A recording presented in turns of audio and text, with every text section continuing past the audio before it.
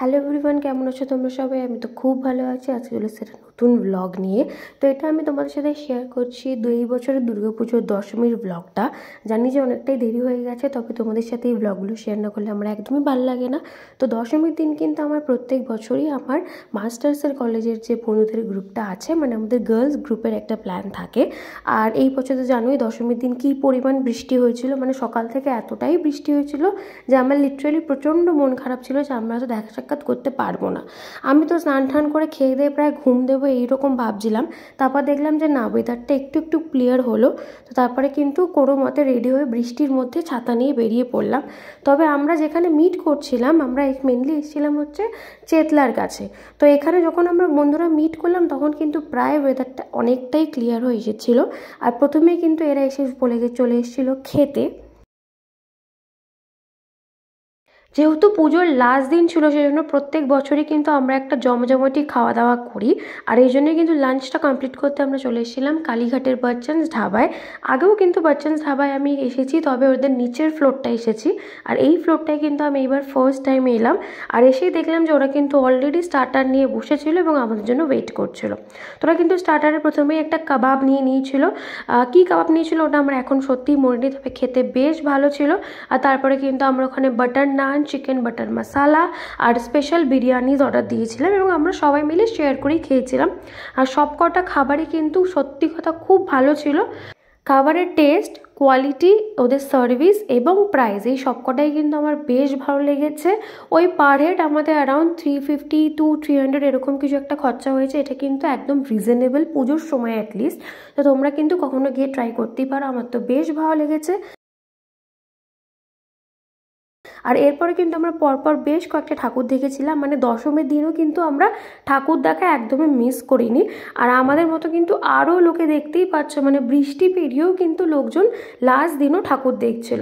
তা আমরা কিন্তু প্রথমেই দেখে নিয়েছিলাম বাদামতলা আসার সঙ্গে ঠাকুরটা। আর তারপর আমরা চলে এসেছিলাম ছেষট্টি পল্লী ঠাকুরটা দেখবো বলে। বাদামতলা আসার সঙ্গে ঠাকুরটা আমার বেশ ভালো লেগেছে, মানে একটু জাদু জাদু ভাইবস আসছিল।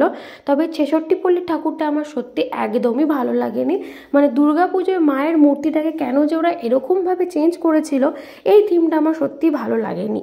ওদের হয়তো অন্য কোনো কনসেপ্ট ছিল, তবে আমার একদমই ভালো লাগেনি। আর তারপরে চলে এসেছিলো আজকের একদম বেস্ট প্যান্ডেল, বেস্ট মানে যেটা আমার খুব ভালো লেগেছিল সেটা হচ্ছে এই নেপাল ভট্টাচার্য স্ট্রিটের ঠাকুরটা। এইটা কিন্তু আমরা এই বন্ধুরা মিলে প্রত্যেকবার দেখতে আসি দশমীর দিনই। আর প্রত্যেকবারই কিন্তু ওরা খুব সুন্দর করে তোলে। আর আমার কাছে কিন্তু এই জায়গাটা, এই প্যান্ডেলটা বেস্ট ছিল পুজোর।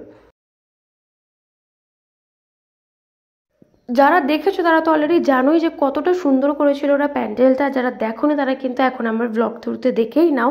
এত সুন্দর মায়ের মূর্তি, আর সেরকমই কিন্তু খুব সুন্দর করে সাজানো একটা প্যান্ডেল, খুব আলো ঝলমল একটা প্যান্ডেল, যেরকমটা আমার খুব ভাল লাগে। এই জন্যই আমার কিন্তু এটা বেশ পছন্দ হয়েছিল। তারপরে কিন্তু আমরা এখানে একটা নর্মাল সাবেকি মায়ের প্যান্ডেল দেখলাম, যেটাও কিন্তু বেশ ভালো ছিল। এরপরে কিন্তু আমরা ব্রিজ ধরে সোজা হেঁটে চলে এসেছিলাম এইবারের মোস্ট হাই প্যান্ডেলটা দেখবো বলে, সেটা ছিল চেতলা অগ্রণীগণের প্যান্ডেল। আর এখানে দেখতে পাচ্ছ তো দশমী, মানে দশমীর দিনও এত ভিড়, মানে অন্যান্য দিন তো আমি সত্যি আসার কথা ভাবিনি, কারণ প্রচণ্ড ভিড়ের কারণেই। আর দশমীর দিনও যে দেখতে পেয়েছি এটাই আমার সত্যি ভাগ্য ভালো মনে হয়েছে। তবে এই প্যান্ডেলটা কিন্তু সত্যি ওয়ার্থ ইট, মানে যদি এটা প্রথম থেকে হাইপড হয়ে থাকে তবে কিন্তু এটা একদম ওয়ার্থ ইট লেগেছে আমার কাছে। হাইপ হওয়ার মতনই কিন্তু ওরা সুন্দর করেছে প্যান্ডেলটা। ক্রাউড হ্যান্ডেল করা বা ওদের ম্যানেজমেন্ট অতটা ভালো না হলেও প্যান্ডেলের এক্সিকিউশনটা কিন্তু আমার দারুণ লেগেছে। মানে বাইরেটা যতটা না সুন্দর অ্যাট্রাকটিভ করেছে, ভিতরটা তো মানে ও মাই গড, মানে না গেলে এটা সত্যি মিস। মানে চোখের সামনে দেখো, রিলসে দেখা বা ভিডিওতে দেখা আলাদা ব্যাপার, তবে যারা চোখের সামনে জিনিসটা এক্সপিরিয়েন্স করেনি তারা কিন্তু সত্যি এবছর পুজোয় কিছু না কিছু একটা মিস করে গেছে। আর দুর্গা পুজোর লাস্ট দিন এরকম সুন্দর সুন্দর প্যান্ডেলগুলো না দেখলে আমার সত্যি এই বছরের পুজোয় অনেক কিছু সুন্দর জিনিস মিস হয়ে যেত। এত সুন্দর করে প্যান্ডেলটা করেছে, এত সুন্দর করে, মানে আমার তো মানে একদম মনে হচ্ছিলো যে এখানেই দাঁড়িয়ে থাকি, এত ভালো। যদিও বড় খুবই তাড়া দিচ্ছিল, 5 মিনিটের বেশি কাউকে দাঁড়াতে দিচ্ছিল না, সেটা আলাদা ব্যাপার। আর ঠাকুরটাও কিন্তু সেই রকমই খুবই সুন্দর হয়েছিল। যদিও এখানে এতটাই ভিড় ছিল ভিতরে দশমীর দিনও, যে আমরা বন্ধুরা লিটারালি আলাদা হয়ে গেছিলাম। আর বাইরে গিয়ে আবার সবাইকে খুঁজে পেয়েছি। দুর্গাপুজো হয়ে গেছে, এতদিন হয়ে গেছে, তবু আমি এখন যখন এই ভিডিওটা এডিট করে তোমাদের সাথে শেয়ার করছি, আমার কিন্তু ইমোশনসগুলো আবার কাজ করছে দুর্গাপুজোর। মানে আমরা বাঙালিরা এতটাই কানেক্টেড এই উৎসবটার সাথে যে এটার নাম নিলেও মানে আমাদের মধ্যে একটা আলাদা ফিলিংস জেগে ওঠে। তো এই চেতলা অগ্রণীর প্যান্ডেলটা দেখে বেরিয়ে আমরা কিন্তু বন্ধুরা মিলে একটু মজা করছিলাম রাস্তায়। আর তারপরে কিন্তু আমরা দেখলাম চেতলা অকাল বোধন ঠাকুরটা, যেখানে কিন্তু খুব সুন্দর করে মায়ের একটা সাবেকি মূর্তি পুজো করা হয়। দেখতে পাচ্ছ কতটা সুন্দর এখানে মায়ের মূর্তিটা, আর বেশ কিন্তু জমকালো লাগছিল দেখতে। আর এরপরে কিন্তু সবার বাড়ি যাওয়ার একটু তাড়া পড়ে গেছিলো, বিকজ অনেকেই ওরা অনেক দূরে যাওয়ার ছিল। তো এখানে কিন্তু আমরা চেতলা এই কোলাহল গোষ্ঠীর এখানে যে প্যান্ডেলটা হয়, এটার নামটা আমি ঠিক জানি না, তবে আমরা এইটাই লাস্ট দেখতে ঢুকেছিলাম বন্ধুরা মিলে। আর এখানে কিন্তু প্যান্ডেলটা বেশ অন্যরকম এবং মায়ের রূপটাও কিন্তু একটু অন্যরকম। মা কিন্তু এখানে একদম ত্রিশূল নিয়ে রাগী ওই রকম রূপের নেই, মা বরঞ্চ এখানে কিন্তু আমাদের মায়ের যেরকম হয় সেরকম করে বাচ্চা কোলে নিয়ে এখানে মায়ের মূর্তিটা ছিল, যেটা কিন্তু বেশ ভালো লাগছিলো দেখতে। তো এরপরে কিন্তু ওরা যারা দূরে যাবে তাদেরকে রওনা করে আমি আর শতাব্দী চলে এলাম বেহালাতে। দশমী শেষ করে পরের দিন থেকে অফিস, তো সেই জন্য লাস্ট কয়েকটা ঘন্টায় যতটুকু দেখে নেওয়া যায় ততটুকুই আমি চেষ্টা করছিলাম। আর সেই জন্য আমি শতাব্দী চলে গেছিলাম বেহালার যে ঠাকুরগুলো আমার দেখা হয়নি সেগুলো দেখবো বলে। শতাব্দী আগে দেখে নিয়েছিল, তাও আমাকে কোম্পানি দেওয়ার জন্য বেচারি রয়ে গেছিলো আমার সাথে। তো প্রথমে আমরা চলে গেছিলাম দেবদারু ফটকের ঠাকুরটা দেখতে। আর এখানে কিন্তু পুরোপুরি একটা গ্রাম্য পরিবেশ ওরা তুলে ধরেছিল, এরকম কুড়ে ঘর, তারপরে হচ্ছে সেখানে যেরকমভাবে আসবাবপত্র থাকে একটু ওরকম ছোটো বক্স, টিভি, পুরো ওই জিনিসগুলিও কিন্তু তুলে ধরা হয়েছিল এবং ঠাকুরটাকেও কিন্তু ওরা সেইভাবেই সাজিয়েছিল। আর নিচে দেখতে পাচ্ছ এরকমভাবে কিন্তু ফুল করে এরকম একটা জিনিস করেছিল, এটা কি আমি বুঝতে পারিনি, তবে আমার কিন্তু দেখতে বেশ ভালোই লেগেছিল। তো এই ঠাকুরটা দেখে কিন্তু আমার বেশ ভালো লেগেছে, মানে পুরোপুরি একটা ভিলেজ লাইফ ওরা তুলে ধরেছিল।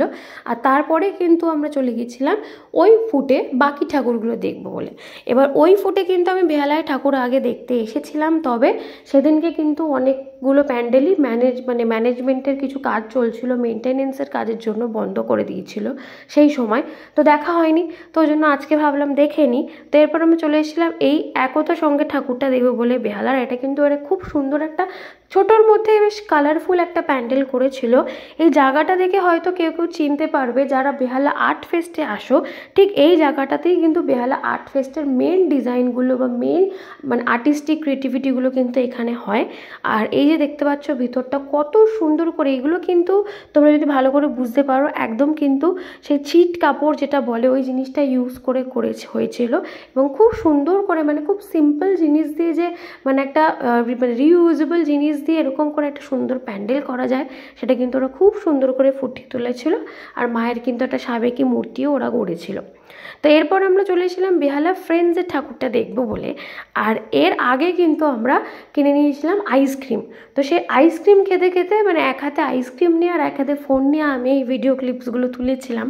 তো সেটা আমার একটা হট করে মনে পড়ে গেল এখন এই এডিটিংটা করতে করতে। তো এরা কিন্তু খুব সুন্দর করে এই যে প্যান্ডেলটা করেছিল এবং আমার কিন্তু এটা বেশ ইউনিক লেগেছে, কনসেপ্টটা বেশ অন্য রকম, এরকম বিভিন্ন রকম এখানে মানচিত্র আঁকা ছিল এবং ঠাকুরটাও কিন্তু বেশ অন্যরকম, বেশ সুন্দর। যদিও বা আমি খুব ভালো করে এখানকার ক্লিপসগুলো নিতে পারিনি, কারণ আগেই বললে আমি খেতে ব্যস্ত ছিলাম। আর এই ভিড়ের মধ্যে বুঝতেই পারছো একদিকে খাচ্ছি, একদিকে ক্লিপ করছি, একদিকে নিজে প্যান্ডেল ঘুরে দেখছি। তো নিজে দেখতে এতটাই আমি মুগ্ধ হয়ে গেছিলাম যে ক্লিপসগুলো খুব ভালো করে নেওয়া হয়নি, তবে ঠাকুরটা কিন্তু বেশ ভালো হয়েছিল। আর এইভাবেই কিন্তু 2025-এর দশমীটা আমি আমার বন্ধুদের সাথে খুব ভালো করে কাটিয়ে শেষ করলাম। পুজো শেষ হয়ে গেলেও কিন্তু আজকে যখন তোমাদের সাথে আমি ভিডিওটা শেয়ার করছি আমার কিন্তু একটা পুজো ভাইবস চলেই আসছিল। তো যাই হোক, এর সাথেই কিন্তু এই পুজো যে সিরিজটা সেটা আমি শেষ করছি, প্রায় কাছাকাছি চলে এসছে। আর একটা ব্লগ তোমরা হয়তো দেখতে পাবে পুজো রিলেটেড। তো এই ভিডিওটা যদি ভালো লেগে থাকে তাহলে লাইক, শেয়ার, কমেন্ট করে দিও, চ্যানেলটাকে সাবস্ক্রাইব করে দিও। আর দেখা হবে তোমাদের সাথে অন্য ব্লগে। চলো টাটা।